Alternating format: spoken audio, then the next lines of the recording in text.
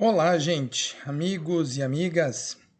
Vou falar hoje rapidinho com vocês, pessoal, sobre o mecanismo básico da contração muscular, tá?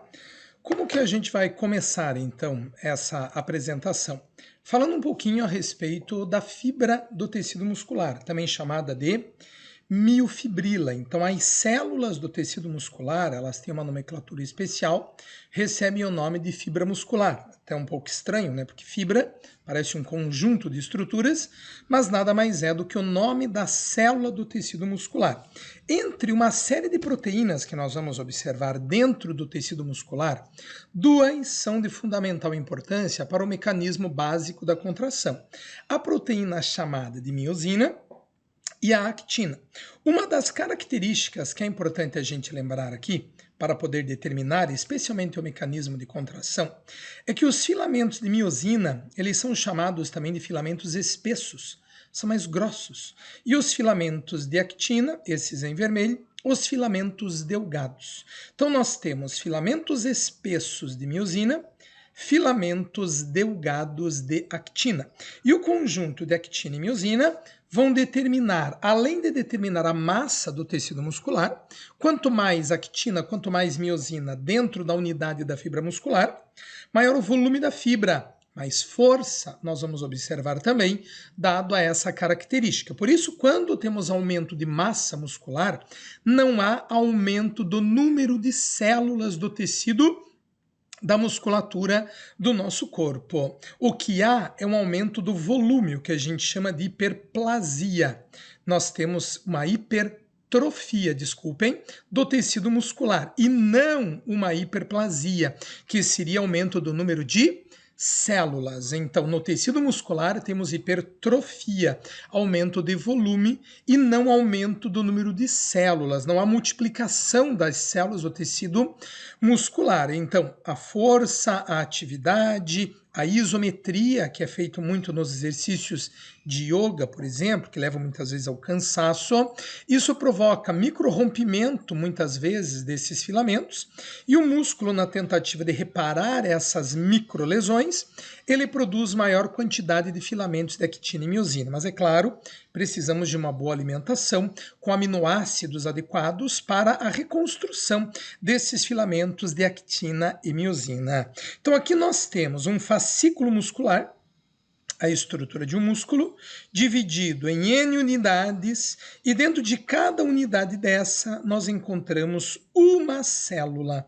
E isso aqui então seria uma célula, e dentro dessa célula, filamentos de actina delgados, filamentos de miosina espessos. Percebam que os filamentos de miosina, ele tem umas unidades aqui que a gente chama de cabeças do filamento, e eles vão se ligar aos filamentos de actina em unidades chamadas de pontes cruzadas, que vão determinar o mecanismo da contração. Então isso é um músculo, né? Seja o músculo do bíceps, o tríceps, por exemplo, é um fascículo muscular, e dentro dele as células, e dentro de cada célula as unidades actina e miosina. Esse músculo é revestido por um tipo de tecido especial, que é um tecido conjuntivo, que vai revestir a estrutura do músculo. Esse tecido é que vai acabar formando, quando ele sai da estrutura do músculo, os tendões ou ligamentos, que vão se prender nos ossos, que vão se prender nas articulações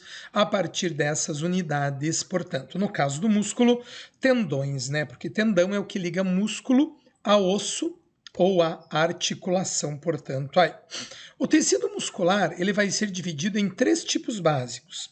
A musculatura do tipo cardíaca, o miocárdio, que é um músculo exclusivo do nosso coração. A musculatura esquelética, a maior parte dos músculos do nosso corpo, né, constituindo cerca de 40% do peso de um homem, em torno de 25 a 30% do peso de uma mulher. Isso é ligado a características sexuais, especialmente a hormônios, né, na maior produção de massa muscular no homem. Por isso o homem também tem mais sangue do que a mulher, devido à maior quantidade de massa muscular. E a musculatura do tipo lisa, a musculatura das vísceras, do nosso sistema respiratório. Mas isso é um outro assunto, né? Nós vamos ver então com vocês como que ocorre esse mecanismo de contração. Então, se nós pegarmos um pedaço da fibra muscular aqui, ó, tirarmos um pedacinho da unidade da fibra muscular de uma miofibrila, nós vamos observar que a miofibrila ela é toda dividida em faixa clara, aqui, faixa escura, faixa clara, faixa escura. A unidade da cor dessa faixa clara e faixa escura, ela se deve à disposição dos filamentos de actina, delgados, miosina, espessos. Quando nós jogamos a luz do microscópio óptico, luz polarizada, a luz do microscópio, ela atravessa onde tem actina. E nós enxergamos isso como sendo uma faixa clara. Aonde tem miosina, a luz não passa e ela fica sendo uma faixa escura. Então isso aqui é miosina, actina. Miosina escura, actina clara. Vejam que o músculo é dividido em pedacinhos, ele tem unidades especiais. E ele é dividido nessas unidades pelas chamadas linhas Z. A linha Z é uma unidade de proteína que prende as unidades do músculo. O espaço entre duas linhas Z consecutivas, damos o nome a isso de um sarcômero. Então temos 2 sarcômeros. O sarcômero é a unidade de contração muscular. Quem contrai é sempre o sarcômero. Como o músculo é dividido em centenas, milhares de sarcômeros, quando um sarcômero contrai, os outros sarcômeros todos contraem e o músculo encurta. Isso é a contração muscular. O encurtamento da unidade do sarcômero. Músculo relaxado, sarcômeros estão esticados. Músculo contraído, os sarcômeros encurtam-se. Como assim? Vamos ver. Então aqui eu tenho as unidades chamadas de linhas Z. A unidade do sarcômero ela é dividida em outras partes, tá? Mas o objetivo aqui para nós é entender como que ocorre a contração. A linha Z, linha Z, o espaço entre duas linhas Z consecutivas, sarcômero. Aqui nós temos principalmente em vermelho a miosina, filamentos espessos, filamentos delgados, filamentos de actina. Quando nós vamos ter a contração do músculo, nós temos que ter um estímulo. Esse estímulo é proveniente do sistema nervoso. Então o sistema nervoso vai promover um estímulo. Esse estímulo chega no músculo por uma sinapse neuromuscular. A gente já estudou isso, né? Vimos nas nossas aulas esse mecanismo de sinapse. O neurônio faz uma conexão com o músculo, libera um neurohormônio na conexão na placa motora. Esse neurohormônio é sempre a acetilcolina, e a acetilcolina vai fazer com que o retículo endoplasmático liso do músculo, onde fica armazenado o cálcio, libere cálcio. Então, o estímulo do sistema nervoso, resumindo, vai promover a liberação de cálcio. O cálcio vai atuar sobre a miosina. E a miosina assume um papel que a gente chama de ATPase, enzima que quebra ATP. Lembram do ATP? O ATP é uma molécula que armazena energia. Quando o ATP é quebrado, libera energia no sistema. E quando a energia é liberada, essas unidades da miosina, as cabeças da miosina, ela muda de conformação, ela faz isso. E quando ela faz esse movimento, a actina desliza sobre ela. Percebam aqui, ó, que a actina vai deslizando sobre as cabeças da miosina, nessas unidades chamadas de pontes cruzadas. Isso precisa de energia para manter. E aqui o músculo contraiu. Por isso, quando estamos com o músculo contraído, num caso de isometria, mesmo parados numa posição básica, numa posição de Tadasana, né, numa posição praticamente quase que de estabilidade, uma posição neutra, a partir do momento que estejamos contraídos, isso aqui está acontecendo. E para que isso aconteça, gastamos energia. Então, qualquer movimento, mesmo os de isometria, parados, sem nenhum tipo de movimentação ativa, o indivíduo está consumindo energia, Por isso começa a suar na isometria, porque as pontes cruzadas são mantidas. E quando que elas se desfazem?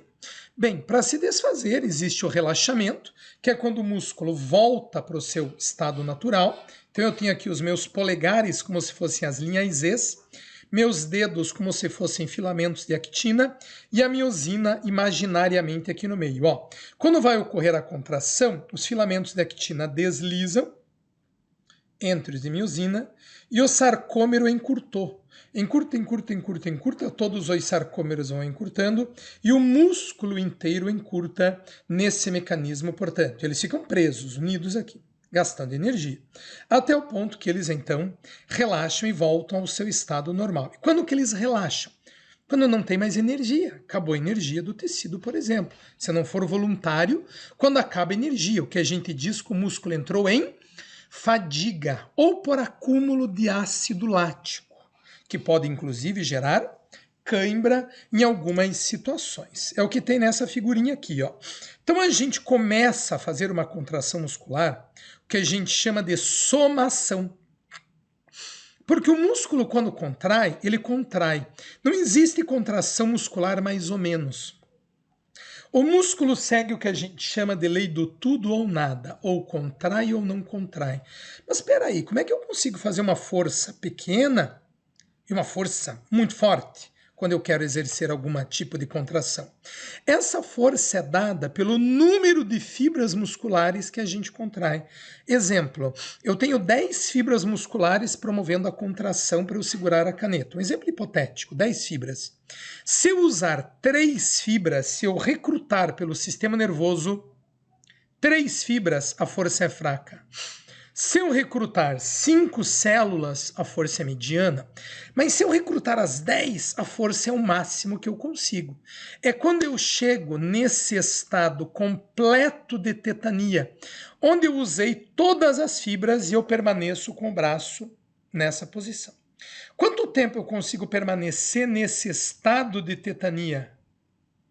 Enquanto eu estiver dando energia e mantiver a pensamento e a força nessa contração. Quando a energia acabar e a gente começar a tremer, eu já não tenho mais força para isso, músculo já não aguenta mais, as pontes cruzadas se desfazem e a gente relaxa nesse mecanismo de fadiga, que pode ser também levado a isso pelo acúmulo de ácido lático no tecido muscular. Era isso. Obrigado, gente. Até mais vemos.